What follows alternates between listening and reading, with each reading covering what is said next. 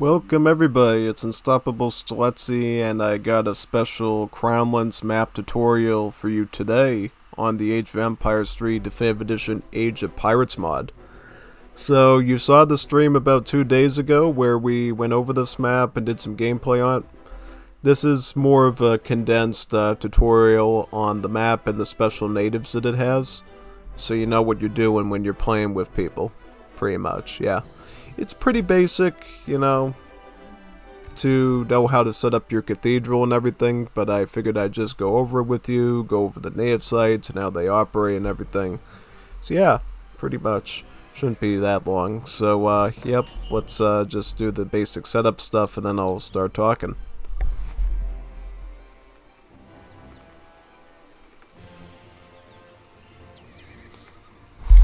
For this, we're probably going to want a big army of like skirms or something to help us out here. But the main idea of this map is pretty simple. You got a cathedral here, the Metropolitan Cathedral, and you gotta build this boy up and have it last for about 10 minutes or so. So to do that, you need special materials. I'm not talking about food, wood, or coin. You're gonna need something a little bit more particular. This is a big structure, a giant church. You know, on the other maps where these churches appear, you can't actually destroy them. They're just like permanent structures. So how do you build a big beefy church like this exactly? So you need a few things. You need some limestone, which you can get from Bavaria. You need some copper, which you can get from Austria.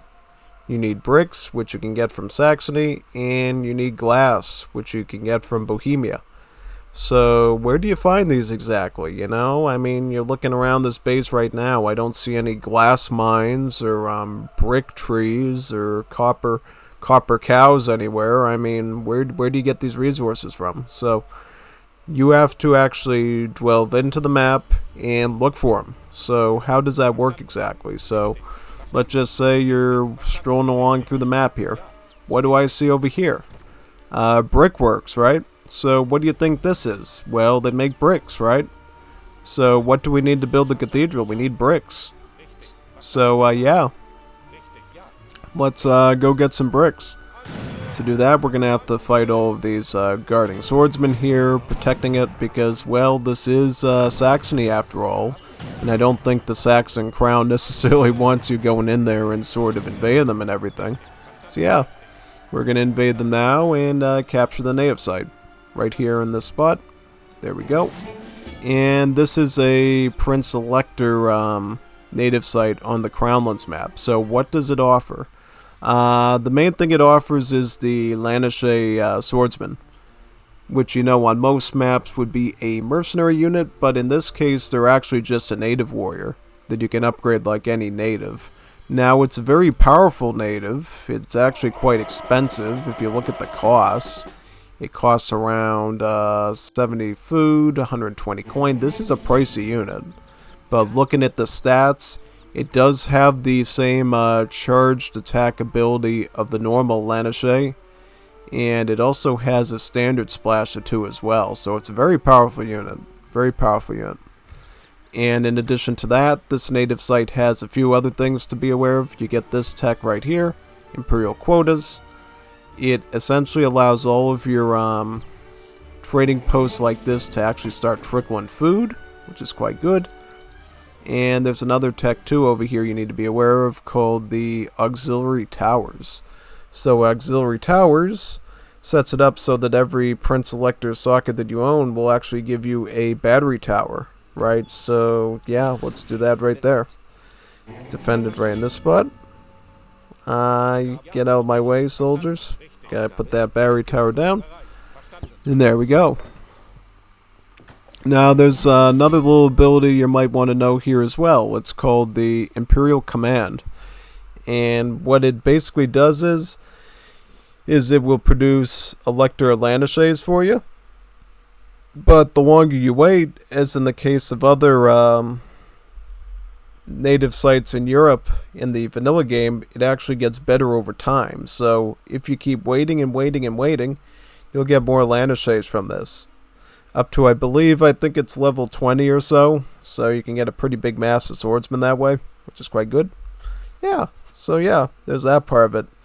Now, there's one more aspect you need to be aware of pretty much, and it's this one here. So, in addition to the normal stuff, right, you get to actually choose one of the houses in Germany to actually align yourself with. So you can go with the Habsburgs, the Wittelsbach, Hanover, Wedden, or Oldenburg. So basically all of the natives you would normally get from the Prince Elector's card from the German home city, right?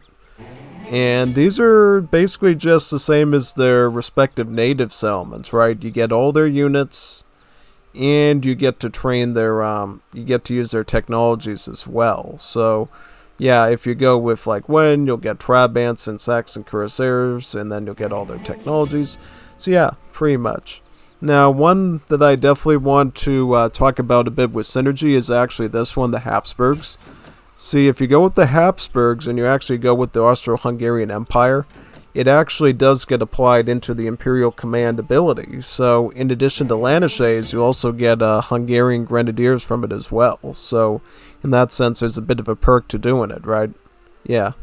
So, now that we've seen the native site itself, now let's go back to the cathedral and figure out how does that actually affect the construction of this thing.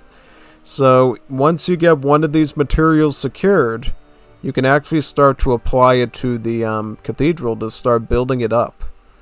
And with each material that you add, it'll move the cathedral to one more stage, and it also increases your overall population by about 10. So what does that mean? Basically, if you research this, right, now, if we get like a bunch of houses here, right, we stick them like around here, maybe some over here, maybe some over there, maybe a few more in this spot, right, until we reach a certain number. Notice how now we can have up to 210 populations. So that's pretty good. Quite the improvement. So yeah, pretty much we're in pretty good shape there, right? Oh yeah, definitely. Get some of these down there too, and some of you to boot. So yeah, let's go down to this site now over here. What is this? This is the glassworks. So this would actually be Bohemia, because Bohemia has the glass that we're looking for. So what are we going to do? They're not just going to give us the glass for free, so we're going to have to go up there and take it for ourselves, right? Get all our soldiers up there and capture it, and then we'll have access to the glass.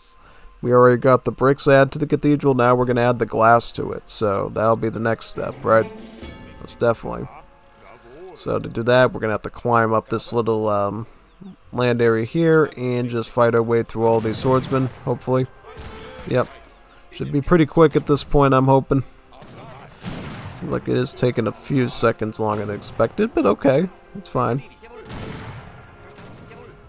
For sure. Yeah, I'm just gotta get this one right there. Very good. So is that done? Yeah, once you get rid of all the swordsmen, then you can focus on building the next site, which would be the glass. If we apply glass to the cathedral, then it looks like this, right? And if we build another house, notice now how you can have up to 220 population, which is even better, right? And from there, we will just run out onto the map a little bit and look for another native site along this path, possibly. And just so you know, bit of an interesting fact. In addition to the native sites that we're going over today, there's also Hussite camps here as well. So you might remember those when I did the tutorial for them a little while ago. So, yep, basically that's a good place to spam a bunch of Hussite wagons out of and stuff to help you out in the match, yeah. So where are we at now? We are in Austria, right? Austrian copper. Look at these copper bells there for the church. Quite good, actually. So, what do we do now? Now we have to go up this hill and actually capture the Austrian site now for this. And we're going to have to fight their swordsmen as well, since they're not going to give us the copper for free. Paying an arm and a leg for it. Now we can build into Austria. Yep. And this becomes quite powerful because over time, you're going to be able to get more and more natives, right? More of the Lanshays and more of the elected house that you went with. So if it's Habsburg, you're going to get more mounted infantry and line infantry. If you go with Hanover, you're going to be able to have more of the drummers, more of the Tonkopfs, as well as more of the Brunswickers. So that's good. And then, yeah, we'll just go over to the last site over here.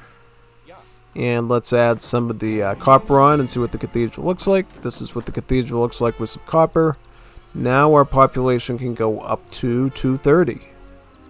Which I will show by finding a villager, right? Oh, yeah. Or I could set up a TC as well, doesn't matter. Just put a house over here. They good? Okay, now we just gotta go up this hill now to get to the Bavarian limestone, yep. Unfortunately, AI did not capture this yet, so we're gonna have to do some of the work for him. Right now. And we should be all good, right? Oh yeah, most definitely. Take that out. And there we go. Let's capture the limestone. And let's apply the limestone to the cathedral. There we go. Perfect. Very good. And notice how many units we can get now when you combine the House of Habsburg with the Prince Elector side. Because now if we click this ability, look at all the stuff that we get. It's quite good. We get Grenadiers and we get more Swordsmen too, so we can defend even better then. Right. And now I want to go over the cathedral itself a little bit. So this cathedral will actually trickle XP to you. Actually trickle XP to your whole team. And it also heals nearby units within a radius of about 30 area, which is quite good. In addition, there's some abilities here that you'll want to pay attention to, like the ability to train mercenaries. So you can make your Bohemian Knights, your Bombards, Grenadiers, Panders, and Jaegers there. And now there's some text that we need to go over too. So this one over here, the team Patron of the Arts, actually sets it up so cathedrals generate experience faster, which is pretty good. So let's get that right now. And then you got Team Monarch Church Alliance, where all infantry is cheapened by 25%, including its coin cost, food cost, wood cost, and even influence costs. And then you got Team Papal Legation to basically give you one large book of XP, as well as one small book of XP for every 10 minutes up to 30. So it's a good way to generate a lot of XP pretty much over there. And then we got another tech here called Excommunication. Basically this sets it up so your enemy can't receive shipments while it's active. So they can't actually use their home city at all. It's like a little mini blockade. And then as the last resort, if you're really in trouble, you can actually call the ceasefire like this. To stall yourself some time pretty much. And allow either you or your allies to basically come and bail you out and save your cathedral, right? Because remember, in this map, you can either play as a free-for-all, so only focus on your cathedral. Or you can play as a team and have an alliance to work together to basically build up your cathedrals and keep them until the time limits reach, right? Because as you can see right here, notice the clock up there. It says Unstoppable Stiletto YouTube Monument Victory.